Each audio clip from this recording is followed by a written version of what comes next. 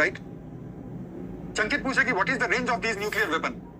चंकित, nuclear weapon का range नहीं होता, मिसाइल जो उसको लेके जाएंगे उसका रेंज होता है। करेक्ट? अब मेरी बात सुनो, तो 1968 में ये नॉन प्रोलिफरेशन ट्रीटी आता है, 1970 में ये लागू हो गया। उसका कहना क्या है, गौर से सुनना, 5 मिनट की स्टोरी है।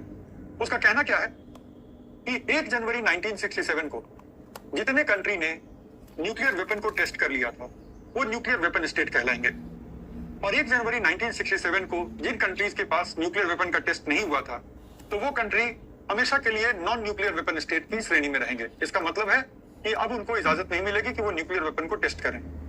उसके बाद कहा गया कि जो न्यूक्लियर वेपन स्टेट हैं जिनके पास 1 जनवरी 1967 को न्यूक्लियर टेस्ट कर लिया था, तो जितने भी न्यूक्लियर वेपन स्टेट हैं वो इस चीज के लिए कमिटेड रहेंगे कि वो अपने न्यूक्लियर वेपन को या न्यूक्लियर वेपन की टेक्नोलॉजी को किसी भी और कंट्री के साथ शेयर नहीं करेंगे। दैट वाज अनदर थिंग, कि वो अपने न्यूक्लियर वेपन और न्यूक्लियर वेपन की टेक्नोलॉजी को किसी के साथ शेयर नहीं करेंगे, और जो नॉन न्यूक्लियर वेपन है वो खुद से भी डेवलप नहीं करेंगे, और आइंदे वो कभी भी न्यूक्लियर वेपन को टेस्ट नहीं कर पाएंगे, कभी भी न्यूक्लियर वेपन बना नहीं पाएंगे।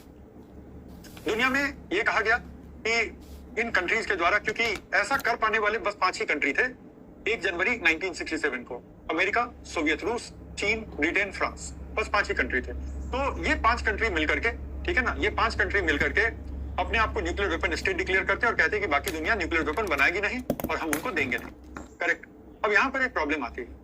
प्रॉब्लम ये आती है कि तो दूसरे देश इनके प्रति कैसे सुरक्षित रहेंगे? तो इन्होंने कहा कि भाई हमारे साथ मिलिट्री अलायंस रहेगा तो आप सुरक्षित हैं, और दूसरी बात ये कही कुछ देशों ने कि अगर आप नॉन न्यूक्लियर हैं तो हम पर आप पर अटैक भी नहीं करेंगे। ये बातें हो गई, लेकिन इंडिया का यहाँ पर मुद्दा ये था कि आप कौन होते हैं कट ऑफ डेट तय करने वाले? जस्ट बिकॉज कि आपने 1 जनवरी 1967 के पहले अपना न्यूक्लियर वेपन टेस्ट कर लिया तो आपने कट ऑफ ये डेट डिसाइड कर दी। आप होते कौन हैं? ये आपकी सुविधा के लिए कट ऑफ डेट डिसाइड है, और आप बाकी दुनिया को कहते हैं कि आप न्यूक्लियर वेपन बना नहीं सकते। आपको क्या पता कि हमारे सिक्योरिटी की सिचुएशन क्या है, हमारे बॉर्डर के बाहर क्या हो रहा है? ये तो हमारा अधिकार है कि हम न्यूक्लियर वेपन बनाएं या नहीं बनाएं, हम न्यूक्लियर वेपन रखें या नहीं रखें। You are no one to tell us. And second, the cut off thing.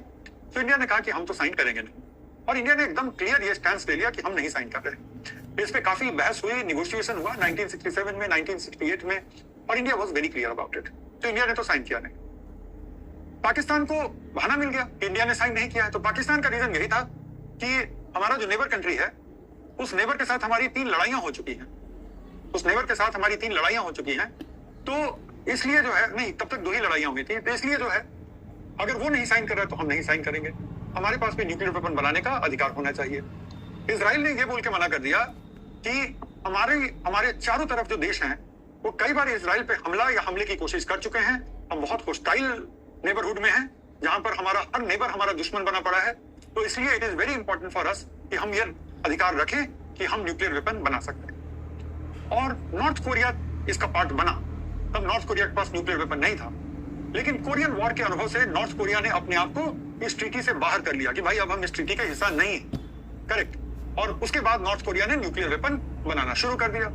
तो आज की डेट में ये 4 कंट्री हो गए। अच्छा, एक कंट्री की कहानी बहुत दिलचस्प है, और वो कंट्री है south Africa. South Africa nuclear weapon state. South Africa ने न्यूक्लियर वेपन टेस्ट किया तकरीबन उसी वक्त जब इंडिया टेस्ट कर रहा था, लेकिन बाद में साउथ अफ्रीका को लगा कि क्यों, मतलब न्यूक्लियर वेपन हमें क्या खतरा है किसी दूसरे कंट्री से, हमारे पड़ोसी मुल्क से। तो साउथ अफ्रीका ने पहल की कि भाई हम इसकी सदस्यता लेना चाहते हैं। तो इनको कहा गया कि लेकिन चूंकि आपका न्यूक्लियर टेस्ट जो है वो 1 जनवरी 1967 के बाद हुआ है, तो आप तो आएंगे तो नॉन न्यूक्लियर वेपन स्टेट के रूप में आएंगे, और आपको अपने सारे न्यूक्लियर वेपन सरेंडर करने पड़ेंगे। तो साउथ अफ्रीका ने कहा कि ठीक है, मंजूर है। तो साउथ अफ्रीका एक ऐसा अनूठा देश है, राइट, साउथ अफ्रीका एक ऐसा अनूठा देश है जो न्यूक्लियर वेपन डेवलप करने के बाद नॉन न्यूक्लियर वेपन स्टेट बन के उसने एनपीटी ज्वाइन किया, और साउथ अफ्रीका ने अपने पूरे न्यूक्लियर वेपन, एक शहर है साउथ अफ्रीका में पेलिंडाबा, तो पेलिंडाबा में रखे हुए थे न्यूक्लियर वेपन। तो वो न्यूक्लियर वेपन को साउथ अफ्रीका ने सरेंडर किया है, डिस्ट्रॉय कराया है, और फिर साउथ अफ्रीका ने अफ्रीकन कॉन्टिनेंट के बहुत सारे देशों को बुलाया, एक मीटिंग करी उनके साथ, और एक ट्रीटी लाया उसी शहर में पेलिंडाबा में, जिसको हम कहते हैं पेलिंडाबा ट्रीटी। और पेलिंडाबा में वो ट्रीटी पता है क्या थी कि अफ्रीका का कोई भी देश ऐसे दूसरे देश को यूरेनियम नहीं बेचेगा, ऐसे दूसरे देश को यूरेनियम नहीं बेचेगा जो एनपीटी का सिग्नेटरी नहीं है। जो भी देश एनपीटी का सिग्नेटरी नहीं है उसको यूरेनियम हम नहीं देंगे। और पूरे अफ्रीकन वर्ल्ड से साउथ अफ्रीका ने ये कमिटमेंट लिया। लेकिन साउथ अफ्रीका के पास अब वो एक मोरल स्टैंस था कि हमारे पास तो न्यूक्लियर वेपन था, देखो हमने डिस्ट्रॉय कराया, तो आप लोग इतना तो करो so that कि ये दुनिया जो है वो न्यूक्लियर वेपन से मुक्त हो सके। तो बहुत सारे अफ्रीकन देश जिनके पास यूरेनियम का भंडार है, भारत उनसे यूरेनियम इंपोर्ट करना चाहता है, लेकिन पेलिंदाबा ट्रीटी को लेकर के वो इतने सीरियस हैं कि हम उनसे यूरेनियम ले नहीं पा रहे। नामीबिया उनमें से एक कंट्री।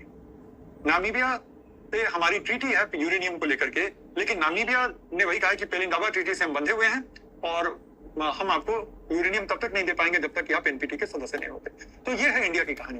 तो और इंडिया ने बिल्कुल सही सोचा कि आप होते कौन है कट ऑफ बताने वाले कि 1 जनवरी 1967 आपने बना लिया तो आपने कहा कि इस तारीख के बाद कोई नहीं बनाएगा। ऐसे नहीं होता। और इंडिया की सुरक्षा की सिनेरियो अमेरिका, फ्रांस, चीन, रूस और ब्रिटेन नहीं तय करेंगे।